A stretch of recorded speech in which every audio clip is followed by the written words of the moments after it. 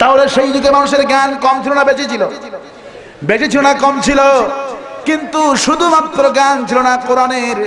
আজকেও বিশ্ববিদ্যালয়ে অনেকগুলি কিতাব পড়ানো হয়, অনেকগুলি কিতাব পড়ানো হয়, কিন্তু একমাত্র সঠিক কিতাব, সেই কিতাবের নাম হলো কোরআন। আজ বিশ্ববিদ্যালয়ে যদি এই কোরআন পড়ানো হতো, আল্লাহর নামে কসম করে বলি, কোন বিশ্ববিদ্যালয়ে ওই ছাত্র শিক্ষককে হত্যা করত না, ছাত্রীকে ধর্ষণ করত না।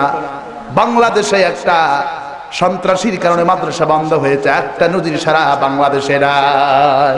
কওমি মাদ্রাসাতে যে দেখবেন মাথা আপনার নষ্ট হয়ে যাবে। কওমি মাদ্রাসাগুলি যখন যাবেন, ছোট্ট ছোট্ট হাফেজে কোরআন, এদের খেদমতগার দেখলে আপনার মাথা নষ্ট হয়ে যাবে। কারণ কোরআন যারা শেখে তারাই হলো সর্বশ্রেষ্ঠ জাতি। ওয়ান উসমান রাদিয়াল্লাহু তাআলা আনহু قال قال رسول الله صلى الله عليه وسلم خيركم من تعلم القرآن وعلمه। নবীজি বলেছেন, যে ব্যক্তি কোরআন শরীফ শেখে আর যে শেখায় সে হলো উত্তম ব্যক্তি। উত্তম জজ নয়, উত্তম ব্যারিস্টার নয়, উত্তম শিক্ষক নয়, বিএসসি এমএসসি শিক্ষক উত্তম নয়, উত্তম মুক্তিযোদ্ধা নয়, উত্তম হলো কোরআন যে শেখে আর শিখায় তারাই হলো উত্তম ব্যক্তি। ইন্নাল্লাযী লাইসা ফি জাওফিহি শাইউম মিনাল কুরআনি কাল বাইতিল কারীম। নবীজি বলেছেন, যার অন্তরের ভিতরে কোরআন শরীফ নাই তার অন্তরটা হলো একটা সারা বাড়ির মতো। যার অন্তরে কোরআন নাই সে অন্তরটা কি বাড়ির মতো? সারা বাড়ির মতো। যে অন্তরে কোরআন নাই ওই অন্তরে বসবাস করে নাস্তিক আর মুরতাদের আল্লাহু আকবার বলে।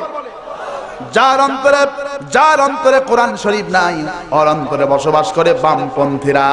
ওদের কাছে দুনিয়ার কোন ইসলামী মাহফিলের কোনো মূল্যায়ন নাই, কারণ তাদেরকে বিষাদার সাপ দংশন করেছে। বিষাদার সাপ যখন কোনো মানুষকে দংশন করে তখন রোজা আসে। কি আসে?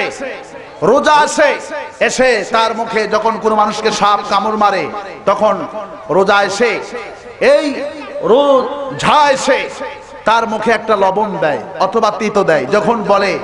যখন সাপে কাটা রোগী যখন বলে তিতো লাগতেছে, লবণকে যখন বলে তিতো লাগতেছে, তখন বুঝতে হবে তার মুখের কোনো স্বাদ নাই, নষ্ট হয়ে গেছে, নিশ্চয়ই সাপে কেটেছেন, বিষাদার সাপ। ঠিক কিনা বলে?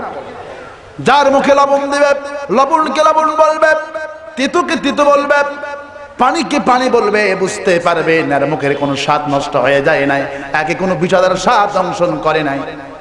এই পৃথিবীতে সবচেয়ে মারাত্মক বিষাদার সাপ যেটি, সেই বিষাদার সাপের নাম হলো ইবলিস শয়তান। ইবলিস শয়তান যে মুসলমানকে একবার দংশন করবে তার ইমানের স্বাদটা নষ্ট করে দেয়। ইমানের স্বাদ যখন নষ্ট হয়ে যায় তখন তার কাছে ওয়াজ মাহফিল পানি পানি, কোরআনের মাহফিল পানি পানি, ইসলাম পানি পানি, নামাজ পানি পানি। মুয়াজ্জিন সাহেব বলতেছে হাইয়া আলাস সালাহ, এসো নামাজের দিকে। মুয়াজ্জিন সাহেব আর একটু পরেই বলতেছে হাইয়া আলাল ফালাহ, এসো কল্যাণের দিকে। নামাজ পড়লেই তোমার কপাল উন্নত উজ্জ্বল হয়ে যাবে। মোটেই নামাজ তিনি পড়তে যান না।